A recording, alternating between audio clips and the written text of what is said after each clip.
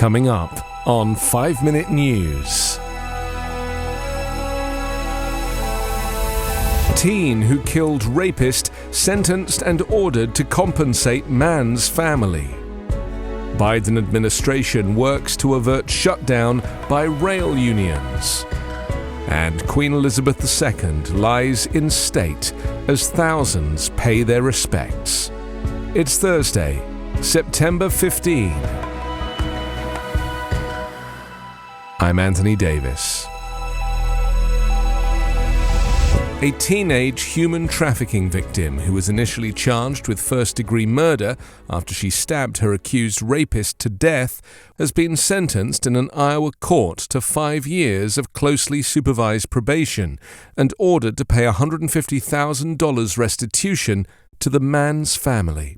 17-year-old Piper Lewis was sentenced on Tuesday after she pleaded last year to involuntary manslaughter and willful injury in the June 2020 killing of 37-year-old Zachary Brooks of Des Moines. Both charges were punishable by up to 10 years in prison. Polk County District Judge David M. Porter on Tuesday deferred those prison sentences, meaning that if Lewis violates any portion of her probation, she could be sent to prison to serve that 20-year term.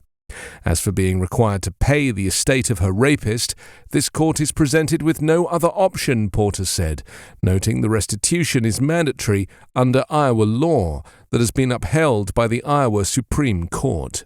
Lewis was 15 when she stabbed Brooks more than 30 times in a Des Moines apartment. Officials have said Lewis was a runaway who was seeking to escape an abusive life with her adopted mother and was sleeping in the hallways of an apartment building when a 28-year-old man took her in before forcibly trafficking her to other men for sex. Lewis said one of those men was Brooks and that he had raped her multiple times in the weeks before his death.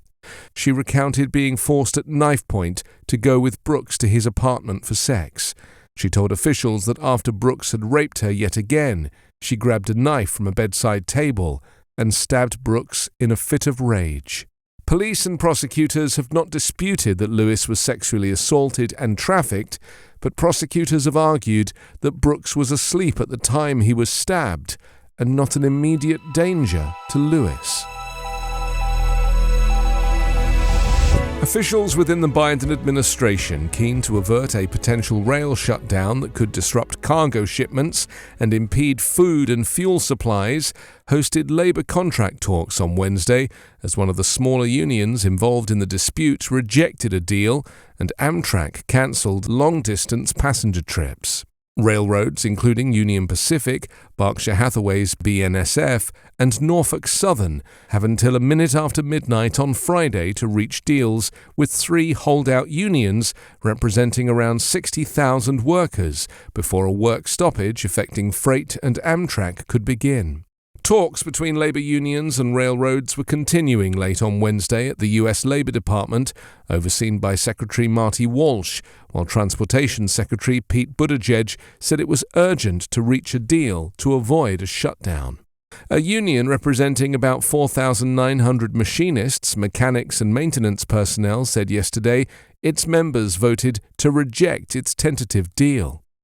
Unions are enjoying a surge of public and worker support in the wake of the pandemic, when essential employees risked COVID-19 exposure to keep goods moving and employers reaped hefty profits. A shutdown could freeze almost 30% of U.S. cargo shipments by weight, stoke inflation, cost the U.S. economy as much as $2 billion per day, and unleash a cascade of transportation woes affecting the U.S. energy, agriculture, manufacturing, and retail sectors. Her Majesty Queen Elizabeth II's coffin left Buckingham Palace for the last time on Wednesday, borne on a horse-drawn carriage and saluted by cannons and the tolling of Big Ben in a solemn procession through the flag-draped, crowd-lined streets of London to Westminster Hall. There, a steady stream of mourners paid their respects to Britain's longest reigning monarch. As the cortege left the palace, her son, King Charles III, and his siblings and sons marched behind the coffin, which was topped by a wreath of white roses and her crown resting on a purple velvet cushion. The military procession underscored the Queen's 7 decades as head of state as the national mourning process shifted to the grand boulevards and historic landmarks of the UK capital. At 900-year-old Westminster Hall, where the Queen will lie in state until her funeral on Monday, crowds shuffled past her coffin well into the night. They moved silently down the steps of the hall under a great stained glass window, then past the coffin that is covered with the royal standard.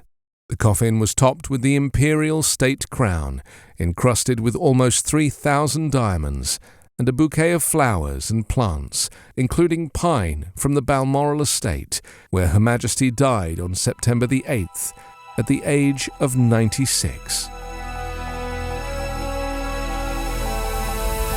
You can subscribe to 5-Minute News on YouTube with your preferred podcast app. Ask your smart speaker or enable 5-Minute News as your Amazon Alexa flash briefing skill. Subscribe, rate and review online at 5minute.news. 5-Minute News is an Evergreen podcast covering politics, inequality, health and climate, delivering independent, unbiased and essential world news daily.